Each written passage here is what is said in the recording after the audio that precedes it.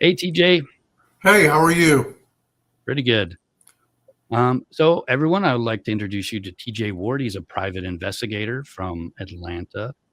He's worked on several high-profile cases, and he's got some interesting thoughts on this case. Well, Hey, thank you very Jennifer. much. Hey there. So, TJ, you have reached out to the family, right? Yes, Can you tell us a little bit about that? I reached out to the family just shortly after they learned that she was missing. She was in Virginia uh, with the sheriff in Virginia, Chantilly, Virginia. And I called her on the phone, told her who I was. Shortly after that, she said she was with the sheriff. I said, please call me when you get through. I emailed her and texted her information about my firm and about my background and what I've done and so on and so forth. And I never heard back from her. Wow. And we did see that in the local media, they did want her officially declared deceased, correct? Yeah, I find that totally off the wall. They apparently before they went when they left to go to the island to begin searching with law enforcement.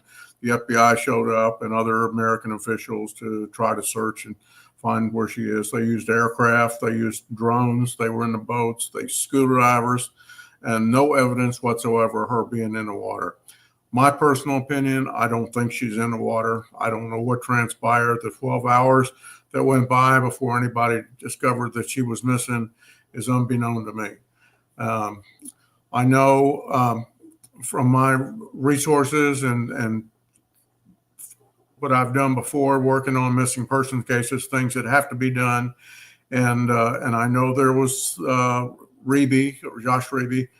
He apparently met with the police several times and gave several statements, and some of the things that he had transpired and told them was different than the five times that he talked.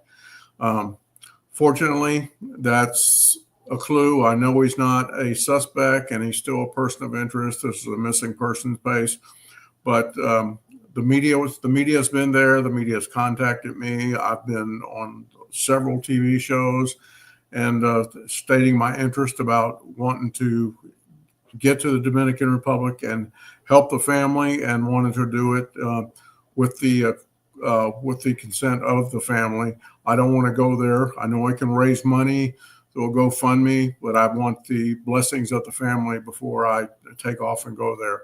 I just don't want to raise money and go looking for this woman. I think the professionalism and dealing with law enforcement and all, if I am contracted by the family to go look for it, it'll put me in a better position to do what I need to do. I have a lot of 21st century equipment, one being a program that was developed by a firm in Israel, and it's called Layered Voice Analysis. I am the only private investigator in the country licensed to use it.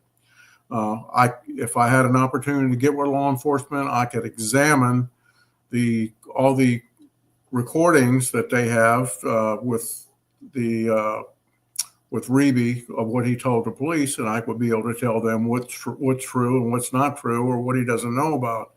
And other than that, I mean, I have cadaver dogs. I have people that are trained. One of the first things that I would do when I go to the island would make contact with somebody locally there that's got a halfway bit of experience that I have, and I've already contacted somebody who's an investigator there, and the reason being that going there and trying to deal with people and law enforcement and bad people and good areas, bad areas, he would be able to communicate that with me, and also he speaks the language there. Ironically, I've had a lawyer in New York that's contacted me, and we've been communicating. And she's from the Dominican Republic. She is a immigration lawyer, and she's tried to make contact with the family also. And ironically, I've had two individuals who live in Chantilly, in Virginia, that's reached out with trying to reach the family and try to communicate with them to let them know who I am, and it would be to their interest for me to go there. I believe that law enforcement and the family are under some suspicion that she's drowned. My personal opinion, I don't think she's in the water. They would have found some evidence of her clothing or something would have washed up or been floating in the water that they would have found. I mean, it was an extensive search for over 2 weeks, and nothing has arisen that says that she's in the water. So there's other areas. Even the father, shortly after the extensive search while they were there, said, well, we need to start looking elsewhere. And that's exactly what needs to be done. I'm in hopes that they would still contact me and give me an opportunity to represent them and go to the island and work with law enforcement. And I rest assured, with my background and all the other high-profile cases I worked, I'm sure the media would get interested in coming back to the island to learn what I might find. Also, TJ, something really important. I know you're from the Atlanta area like I am, and human trafficking is huge here. And it's something I think that a lot of people don't think about. What are your thoughts on that in relation to this case?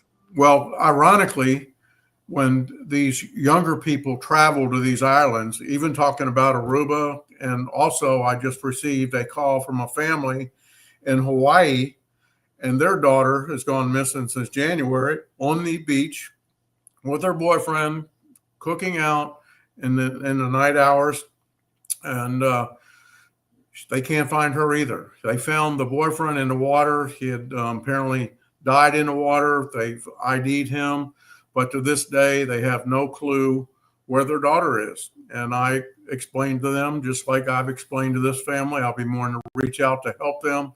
I mean, in one of the biggest human trafficking areas in the United States is Hawaii. And so they need to take that in consideration. And I've sent 2 correspondents to the family in Hawaii. I've talked to them on the phone 3 times. Ironically, the family with Sudiksha, I have not spoke with. I've sent them a lot of correspondence.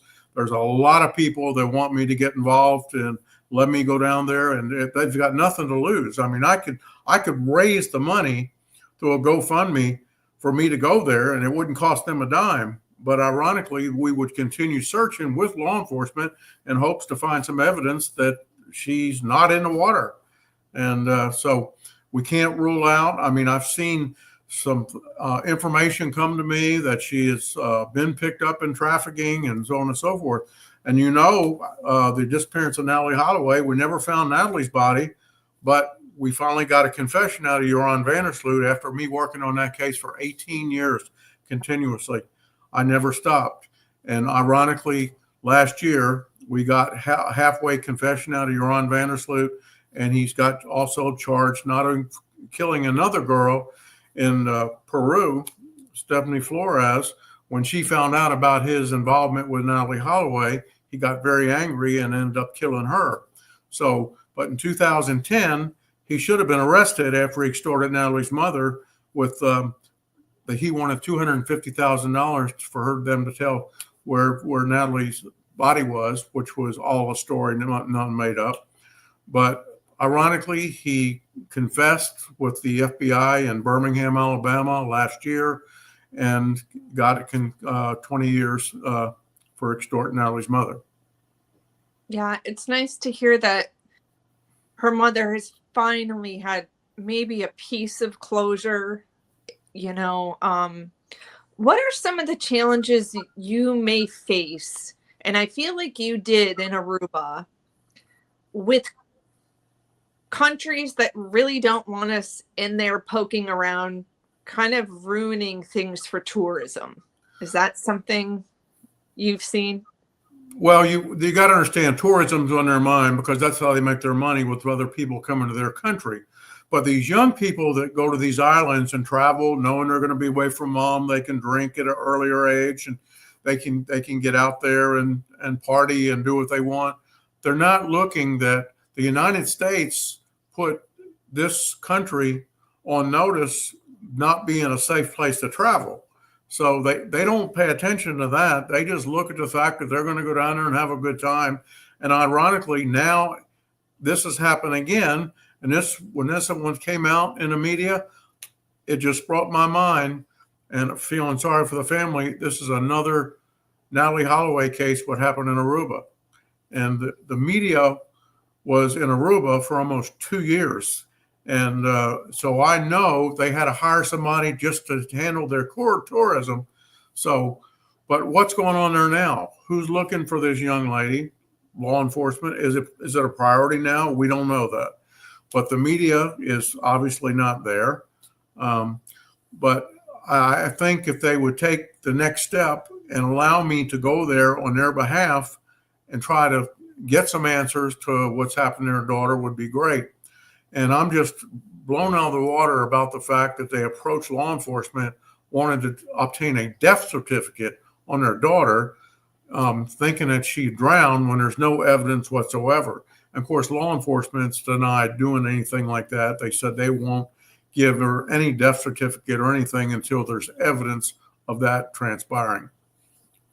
So, TJ, I prepared several questions, and I think you kind of talked a little bit about the red flags that, the lack of clothes being found or any kind of evidence that she was in the water. But what about Josh saying that he rescued her from the wave that swept him out to sea, and that she was fine 1 second and then she was just gone? I mean, it doesn't make sense to me that she would go back into the water at all. No, I don't think she would either. And the mere fact 12 hours went by before anybody knew that she was missing is another flag. But then again, if I could get there on their behalf and get involved with law enforcement, I have 47 years of law enforcement experience. And in conjunction with my 43 years of being in the private sector, I have the experience with dealing with people that are persons of interest and conducting investigations. I probably have been in law enforcement probably more than most of the officers in the Dominican Republic. So it would be an asset for them to send me there and able to work with them and the things and how I work and looking for a missing person in the same manner I did for 18 years in Aruba. I take answers. I will tell you, there are some people, witnesses, that don't want to deal with law enforcement that might want to talk to me because I'm not a police officer there. And they might tell me something, or I'll learn new information from somebody that law enforcement may not have right now. And again, I told you the first thing that when I get there, I would incorporate somebody to work with me that's local, that knows the area, knows how to speak the language, knows where the good areas are, the bad areas, and may know that there's problems with kidnappings and so on and so forth that we wouldn't rule out to look for.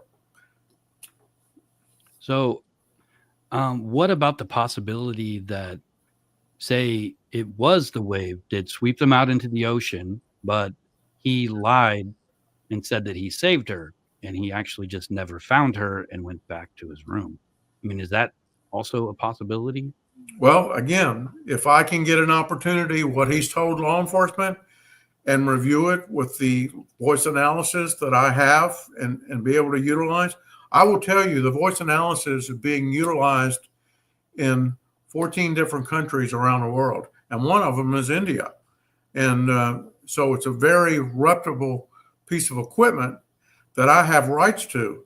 And I would be more than happy to go there and work with law enforcement on their behalf, the family's behalf. Again, I don't want to go down there without the blessings of the family wanting me to go there and knowing that I'm there on behalf of them.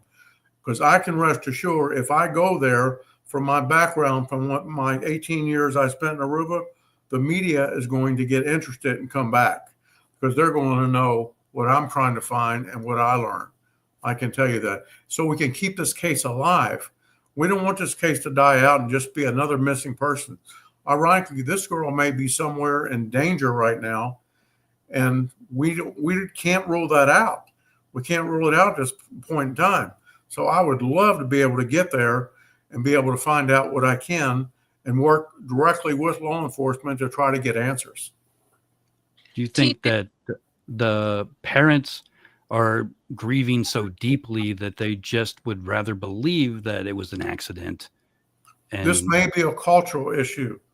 This may be something that's a culture in the Indian culture about something that's happened, and forget about it. But I think they're convinced that she drowned, and they're going to live with that and move on. I just think it's too premature. This case is only 3 weeks old, and it's too premature. I mean, I spent 18 years finding new information, psychics, witnesses, and while I was in Aruba. So we can't rule other things out that could be found until we find some new answers. There may be something more there. If she's in the water, something's going to wash up at some point in time, and we don't need to stop looking 3 weeks after somebody's gone missing. yeah, I thought it was interesting that the authorities there told the parents that it was a drowning without any evidence, and they won't give them a death certificate because there's no evidence, but they still suggested that it was an accidental drowning. And I think that's why the parents, they took that as accurate information, I think. Well, they're not going to get a death certificate until they find evidence that she's dead. And right now, this is the unknown, and we still need to search. Again, 3 weeks is not any time to stop looking and take consideration that she's drowned when we have no evidence that she's in the water whatsoever. There's other things that need to be looked at. And I'm not going to rule out the person of interest was telling the truth, and, even though they hugged and left when he got off the island, but there may be more to something he said, or something it's not correct or what he said. But we got somebody that was with her, and something else that we have now. We got video all from the bar before they even went to the beach. So there. Oh, you know what? I actually have some footage. I'll post it up here. Yes. So that is Josh right there. Yeah. And let me see. Possible someone was watching the two of them and drugged them, and maybe Josh had nothing honestly to do with it. However, There's don't know. somebody else in that bar, right? Those gentlemen over there. There's somebody else that was seen in that bar following them when they were walking. I believe that was Josh that was vomiting over there. This guy. Yes. And she was vomiting too. Maybe somebody poisoned her drink. We think this happened to Natalie Holloway when she was in the bar. They put MDA or something in her drink. Yeah. So we can't rule out somebody in that bar knew or has knowledge of something that was going on. That's kind of scary to think about, that somebody was watching them, stalking them, and maybe Josh's story is true. He did save her. They were back on the shore, and then somebody hiding in the darkness just snagged her. Exactly. Can't rule any of that out yet. I mean, it hasn't been looked into the way it needs to be looked into. Yeah. I'm just telling you from my experience, and I've worked numerous missing persons cases, and this is way premature of shutting this thing down and saying she's drowned. We don't know that. And the authorities in Dominican Republic are not going to give them any death certificate. Something we may need to look. I need to probably look what's going on with the family. I mean, why is this happening? There's something not correct. And I understand Joshua, when he went back to his home state, he's got a girlfriend.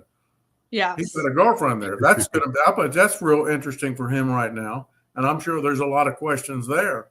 And I know he wanted to get off the island, and the American government made that convenient for him to do, and go into another country and get a passport issued.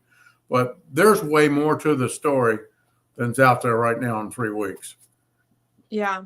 I think, what's scary, TJ, here is a lot of trafficking rings use women to lure other women in. You know, we've seen a case happen here in Stone Mountain where a woman claimed that a child was hers when it wasn't. And I think that's what's scary about these rings. I think are a little bigger than our perception. You know, we think it's all in the movies when really it's right in front of us sometimes. It sure is. It sure. That's why I'm telling you, if I went there, I would get somebody locally that I trust. I would pay them to be able to translate the language for me. That was a problem I had when I was in Aruba. They speak different language also. I was something funny. We were in line to go to the Burger King in Aruba, and she said, "You hear those people behind me talking?" And I said, "Yeah." He said, "They're talking about you." Oh, wow.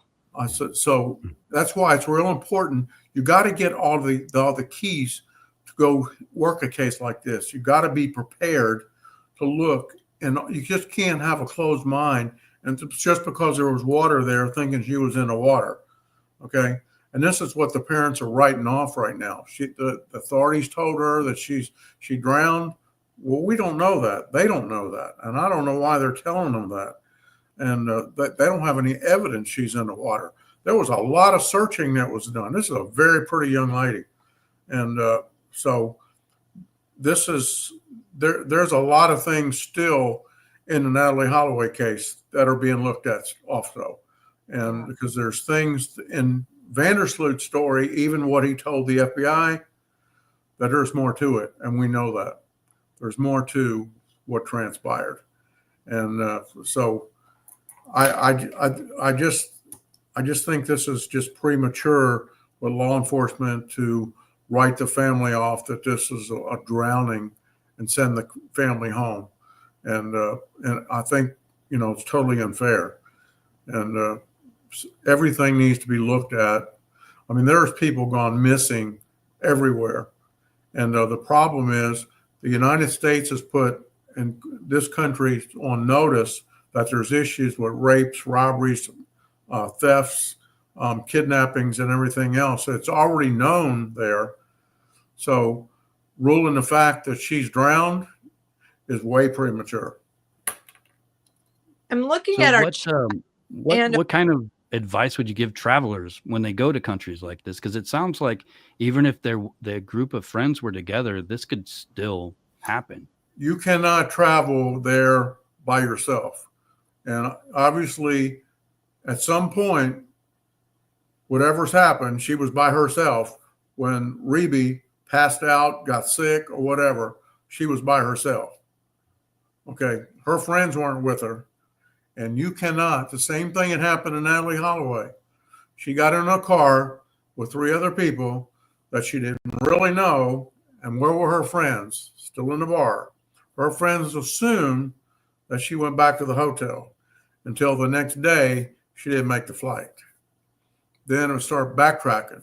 And we know that Vandersloot lied several times because he said he dropped her off at the hotel and there was no footage whatsoever in any video that he dropped her off. So we knew that was a lie.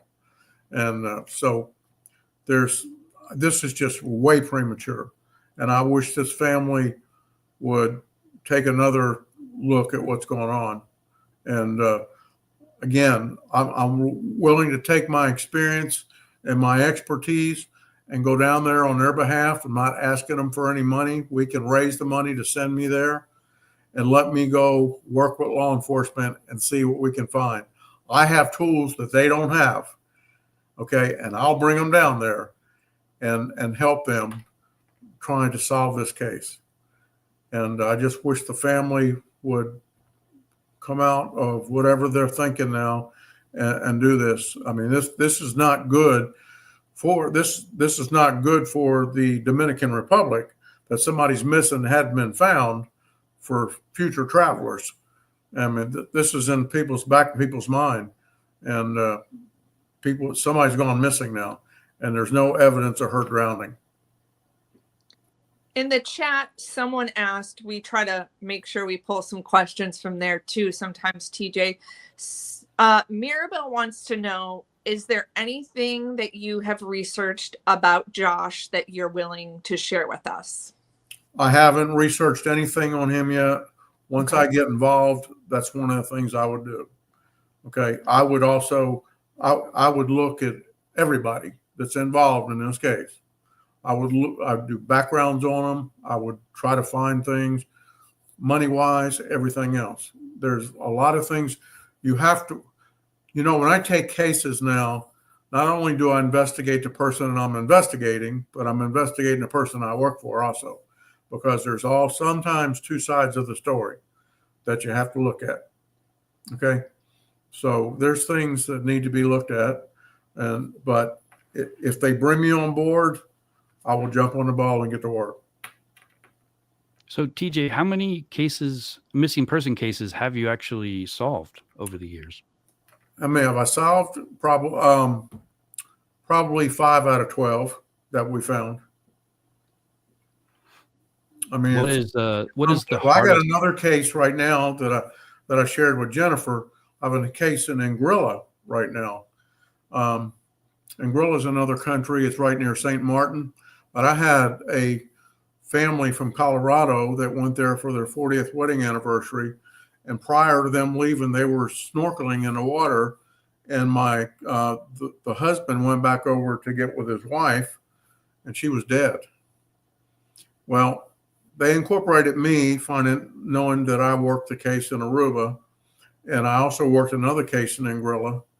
But I started looking when I got into it. The first thing I did was contact law enforcement and also the funeral home that took her body, and asked them not to they did an autopsy on her.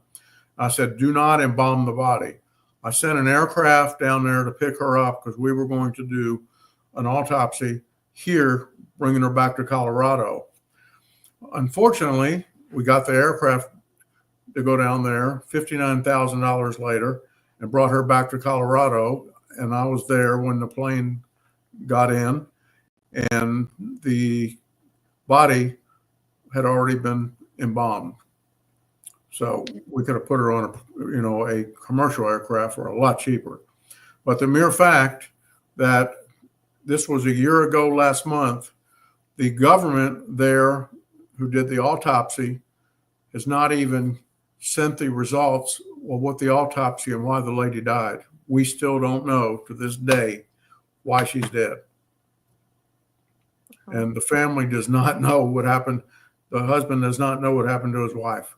I mean, it's unbeknown. And I just reopened an investigation up on that case to try to dig in and try to find out why we can't get the results of that autopsy.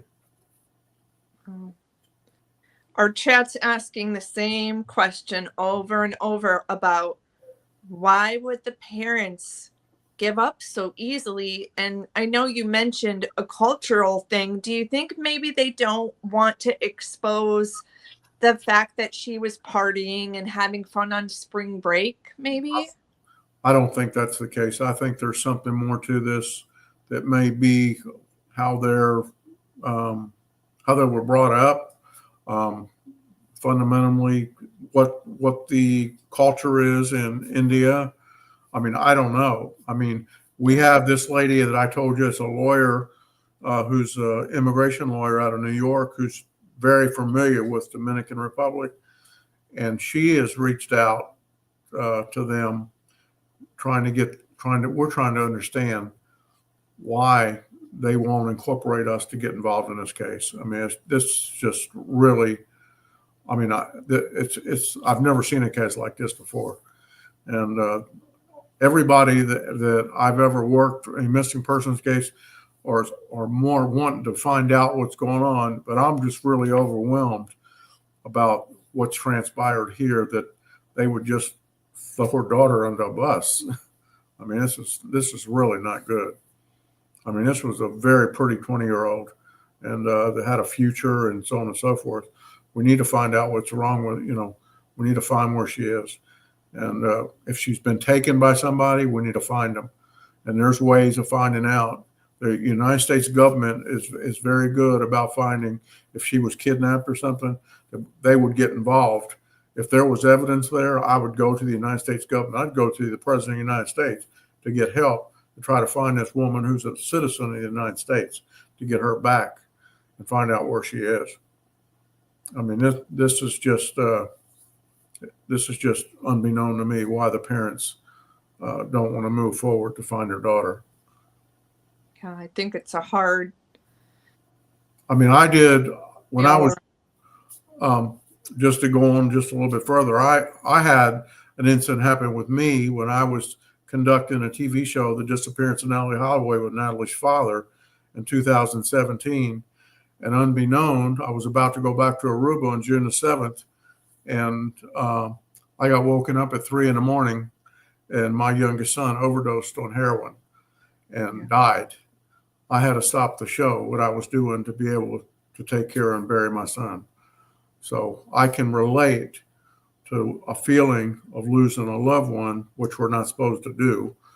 But that's happened to me. So I can relate to a family that I would think would be a little disturbed and a little upset about losing their loved one. I mean, that's just. I think may have. Oh, we There- lost you there for a second, TJ. I just don't understand what they're thinking. I really don't. Yeah. So, something that I'm kind of curious about, in your job, you're dealing with grieving people a lot.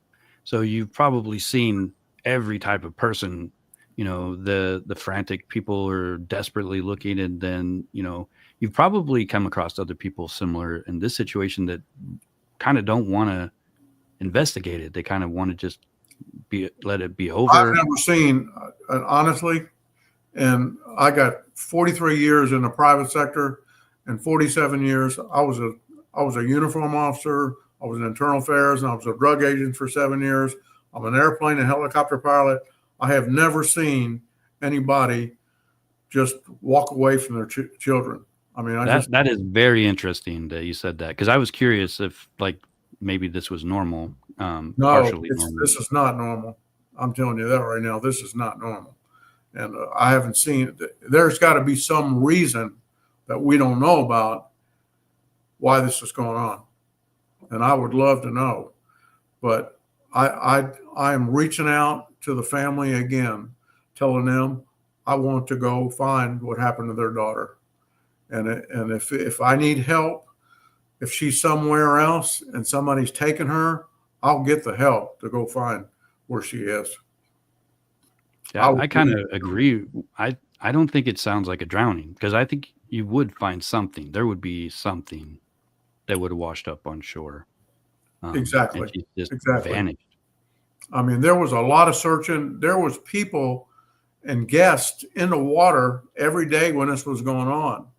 And if something was there or out there, they would have seen something. Something would have come up. And I'm telling you right now, there are people probably even in the Dominican Republic are there that does not want to talk to law enforcement about something they may know. If I go there, they'll probably want to talk to me. And they will tell me something that law enforcement may not know. If something's not right or something is there, somebody's going to know something. Somebody's going to know something. Somebody's seen something. But, 12 hours went by before anybody knew that she was missing. And Joshua claims that he was out of it and he passed out and so on and so forth. And of course, her friends were unbeknown to where she was after 12 hours. But again, I wish the family would give me the authority to go on their behalf to the Dominican Republic and try to find their daughter. It'd be interesting, actually, if Josh and his family reached out to you to do the voice analysis and kind of clear themselves. Have you ever had anyone do anything like that, reach out to you? The other part, well, people that are innocent and that want to push to know that I have this system, this voice analysis. I mean, it's a 21st century truth technology with AI in it. So I can see, if I was able to get to the recordings, what she gave to the police and to the FBI, and I could analyze those, I will see if something's not right. I will see it. And talk to Josh yourself, right? I mean, and have a conversation with him and question him yourself if he If was he open. would do that, I don't know. I think him going back to where he lives, I don't think he wants any part of this. I mean, this is not good for him at all. Even though, you know, I'm not accusing him of anything doing wrong, but this is a he spent a lot of time there. He couldn't move around. The Dominican Republic police got told by the judge they were violating their own law, because the law says unless you're a suspect or about to be arrested, they can only keep you in hands for 48 hours. And they had him locked down for what, almost 2 weeks before he got out of there. So they were violating their own law. And the judge told him that when he got a lawyer. And so they had to let him go and leave the island. But apparently his passport got lost or something by the Dominican Republic. They couldn't find it. So he had to make other arrangements with the United States government to go somewhere so he could get a passport to get back into the United States. I thought the Dominican Republic kept his passport. And that's why he needed to get the I thought they temporary. couldn't find it. I thought they couldn't find his passport or who had it. No, they would. They would if they had his passport. They couldn't keep his passport from him. They couldn't keep him. Really? No, they couldn't keep his passport. Now he's already. A judge told me he was free to go, and so that's why apparently he took off and went to another country. I mean, if they had intentions to keep him there for other reasons, he wouldn't have been able to leave that country. But yeah, just what I've seen in the news about him, he doesn't seem like the typical person that would be guilty of something. You know, he actually seems like he was working with law enforcement, trying to give them any information he could. Whereas in other cases, like the Natalie Holloway case, you know, that guy was a lot different. Like oh yeah, he lied a lot, got arrested a lot. Look at his father that was involved. His father was a judge. How many times he got arrested? But anyway, a lot in that one. A very powerful family. Right. So I mean, I think my instinct he's probably telling the truth. Beth Holloway spent 2 years on the island to try to find what was going on with her daughter, and a long time. I went there over 10 times, back and forth. I would go there and stay for 5 or 6 days. But I will tell you what helped them so much was the media. I mean, I was on TV every single night, and that case was like a soap opera. Things changed. There was new things coming up, new things found. Beth found there was people, witnesses. There was new information coming up.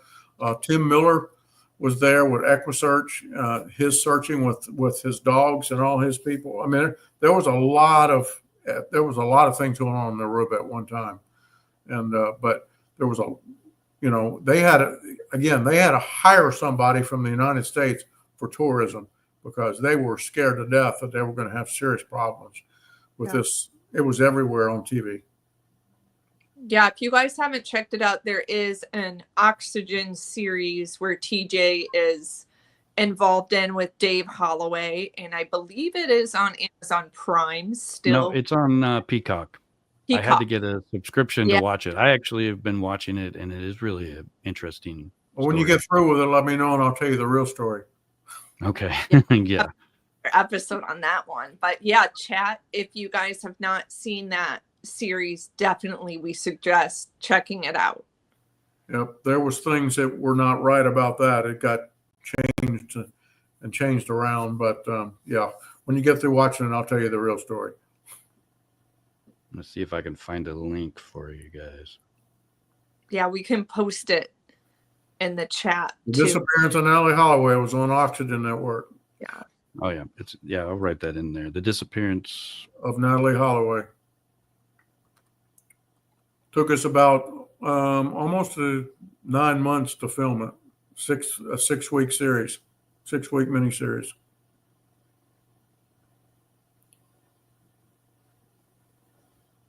I'm just checking our chat to see if there's any other random questions. Someone did ask, maybe could the family be involved? Personally, I don't think that's I possible. don't think that's the case. I seem to feel, I think there's some kind of cultural issue about what's going on. Why? I think they're convinced with law enforcement telling them that this is their daughter drowned, and maybe that's maybe that's what they're running with. But if that was my daughter, I would do everything in the world to try to find what happened or find out where she is. Until See, there's evidence somewhere, this case is still open. what I keep worrying about whenever I think of this case is that family, one day they're going to, be, over their initial shock and grief, and they're going to start wondering, well, what if we didn't keep looking? They should, I mean, I think that they would want to know 100% one way or the other what happened rather than just kind of wait and, and then when it's too late, they can't do anything. It was 3 weeks after Natalie went missing when I started seeing Vandersloot, Deepak, and Satish on TV, is when I started using the voice analysis, and I could see that they were not telling the truth. And I picked the phone up and called Beth Holloway while she was in Aruba and told her who I was. And the company that created the voice analysis in Israel sent me a ticket and sent me to Aruba. And when I got there, I met with law enforcement and the FBI. And the local law enforcement told me that the polygraph wasn't even allowed in Aruba.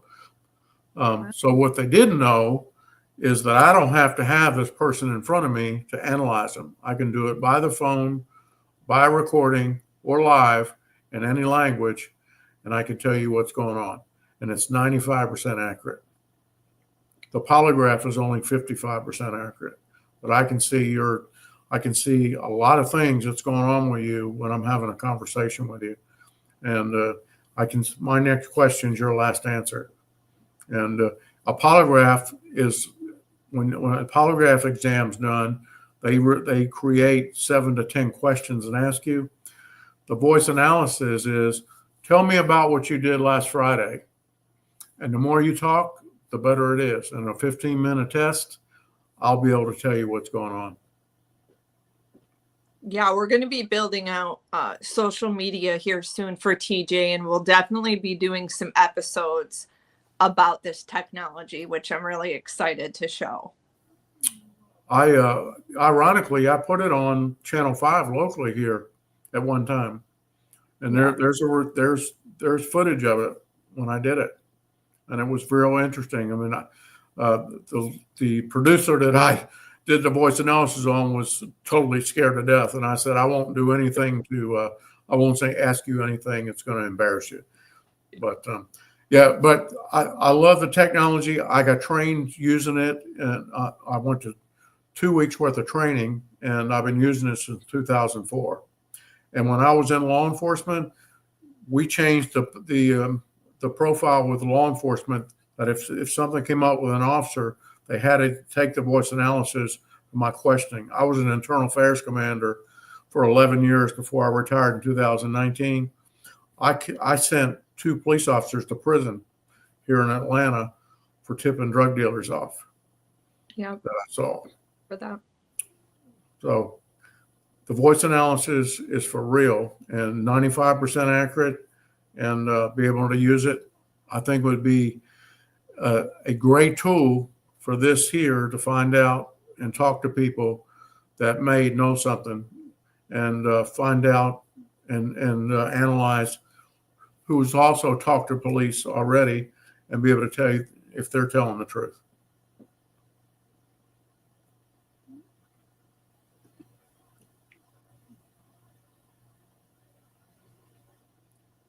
So just hopefully I hope the family comes around. I mean, it was almost 3 weeks before I went to Aruba when I got involved with Natalie Holloway's case, and we're right at the 3-week mark now.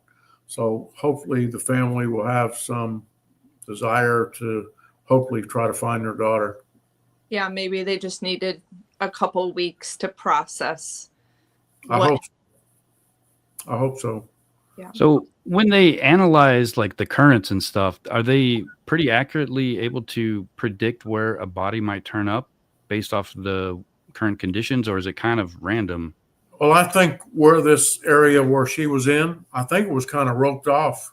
The trap, I think, had nets or screens in it to maybe keep sharks out or whatever too. So, Oh, I heard about that too. Yeah.